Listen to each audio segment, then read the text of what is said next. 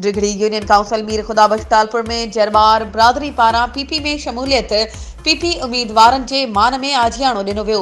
Union council Mir Khudabakhsh Talpur जे ॻोठ खान मोहम्मद जरवार जे रहवासियुनि अॻूणे काउंसलर अज़ीज़ुल्लाह जरवार हबीबुल्लाह जरवार पंहिंजी बिरादरी समेत जीडीए खे अलविदा चई पीपी में शमूलियत जो ऐलान कयो।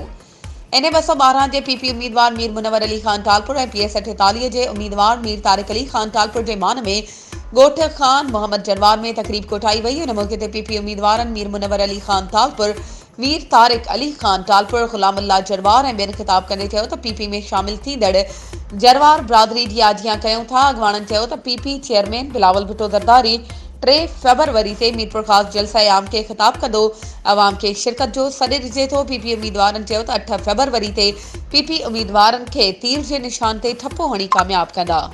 इलेक्शन 2024 जे सिलसिले में तव्हां बि पंहिंजे तक जे पसंदीदा उम्मीदवार खे कामयाब बणाइण ऐं इलेक्शन मुहिम में सपोर्ट करण लाइ CN न्यूज़ ते इश्तिहार ज़रिए पंहिंजे उम्मीदवार जी चूंड मुहिम में हिस्सो वठी सघो था त पोइ देर छाजी। हाणे असां सां राब्तो करियो ऐं पंहिंजे इश्तिहार CN न्यूज़ नेटवर्क ते बुक करायो। वधीक राब्ते लाइ व्हाट्सएप नंबर 03427223464। तेज़ तरीन news network CN news plus.